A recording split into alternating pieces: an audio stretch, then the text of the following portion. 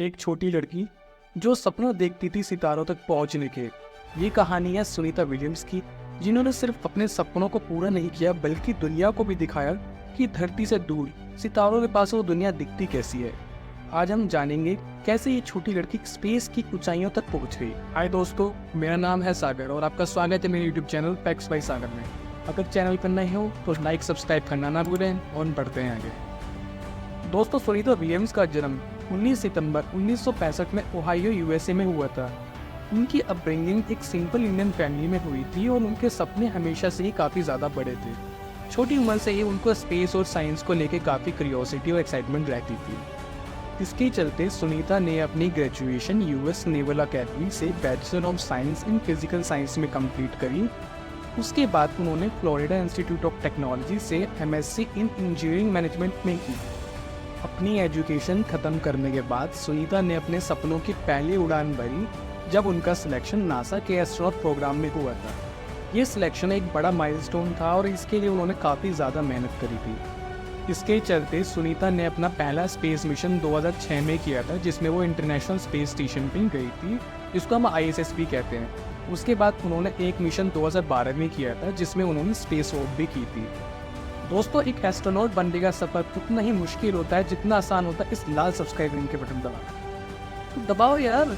तो दोस्तों, बात करते हैं सुनीता विलियम्स के लेटेस्ट मिशन, जिसमें उन्हें और बुच विल्मोर को 5 जून 2024 के दिन बोइंग स्टारलाइनर स्पेसक्राफ्ट के थ्रू स्पेस के लिए भेजा गया था। 6 जून को वो इंटरनेशनल स्पेस स्टेशन पर भी पहुंच गए थे, लेकिन यह मिशन कुछ अनएक्सपेक्टेड प्रॉब्लम्स का सामना कर रहा है अभी भी। और जिसने पता चला था कि स्टारलाइनर स्पेसक्राफ्ट के थ्रस्टर्स ठीक से काम नहीं कर रहे थे और हीलियम सिस्टम्स में भी लीक्स पाए गए थे। बाकी नासा के इंजीनियर्स इस चीज़ को फिक्स करने में लगे हुए हैं और साथ ही साथ नासा के ऑफिशियल्स स्पेसक्राफ्ट के पोर्ट की जानकारी हेडक्वार्टर्स में ले रहे हैं और टेक्निकल रिसर्च भी जारी है इस पर। ये रिसर्च स्पेसक्राफ्ट के सेफ्टी और रिटर्न प्लान के लिए काफ़ी क्रूशियल है। और सभी प्रॉब्लम्स के चलते ये न्यूज़ काफ़ी चर्चा में है कि दोनों एस्ट्रोनॉट स्पेस में फंस गए हैं, लेकिन नासा ने ये क्लियर कहा है कि सुनीता और बुच सेफ है और दोनों ISS पे काम कर रहे हैं। अगर इमरजेंसी हुई तो वो वापस भी आ सकते हैं। नासा को अपना डिसीजन 24 अगस्त 2024 तक बताना है कि सुनीता और बुच वापस स्टारलाइनर से आएंगे या स्पेसएक्स ड्रैगन कैप्सूल के थ्रू आएंगे। ISS पे रहने के दौरान सुनीता और बुच को अपने काम के साथ साथ मिशन के अनएक्सपेक्टेड सिनेरियो से भी डील करना पड़ रहा है। नासा ने कहा है कि एस्ट्रोनॉट इसके लिए पहले से ही रेडी रहते हैं। जब तक सुनीता और बुच की रिटर्न प्लानिंग चल रही है, पूरी दुनिया भर के लोग उनकी सेफ्टी और उनके रिटर्न के लिए प्रार्थना कर रहे हैं।